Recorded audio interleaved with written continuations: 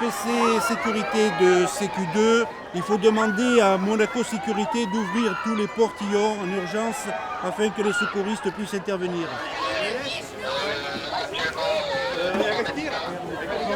Le déclenchement du plan rouge a été testé lundi soir au Stade Louis II. La Croix-Rouge monégasque, le service médical d'urgence et de réanimation, les carabiniers du Prince, la sûreté publique, les sapeurs-pompiers et l'AS Monaco ont collaboré tous ensemble pour cet exercice interservice impliquant de nombreuses victimes. Le scénario établissait un mouvement de foule dans une tribune populaire à la fin d'une rencontre de football de Ligue 1 classée à risque de niveau 3. 90 élèves de l'Institut de formation des soins infirmiers ont simulé les spectateurs victimes de la bousculade. Cet exercice a pu montrer d'abord la parfaite coordination des services de secours. C'est un officier des sapeurs-pompiers qui commande, qui a déclenché le plan rouge et qui commande, mais la sûreté publique, les pompiers, les carabiniers, la Croix-Rouge, les agents du stade travaillent avec déjà des automatismes qu'il faut noter. Ils ont l'habitude déjà de travailler ensemble. Et puis, lorsqu'il y a un match à risque d'un niveau 3, on active un poste médical avancé qui est dans le stade et qui est aujourd'hui en fonction, puisqu'il y a cet exercice, mais qui l'est aussi à chaque match à risque. Le personnel est présent, le matériel est là, et donc les précautions au maximum sont prises.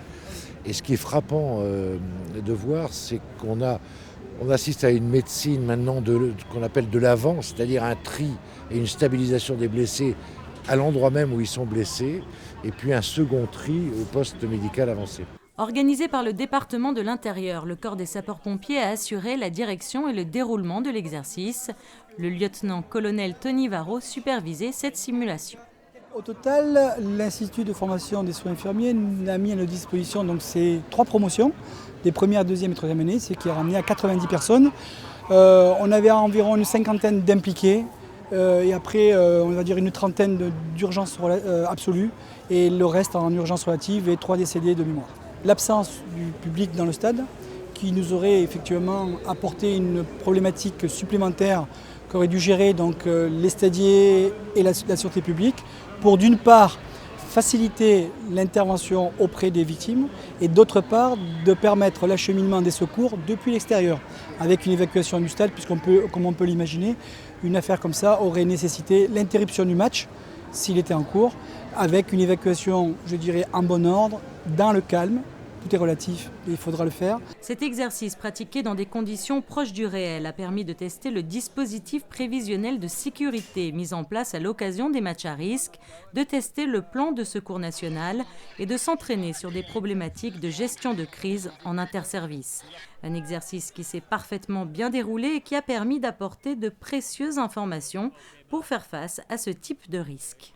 Il est clair que nous avons relevé un petit problème qui est qu'il faut que nous ayons une cellule de communication notamment avec les familles des victimes potentielles, avec la presse également. Et sachez qu'à l'occasion d'un match, la presse est déjà là, finalement, les caméras de télévision sont déjà là.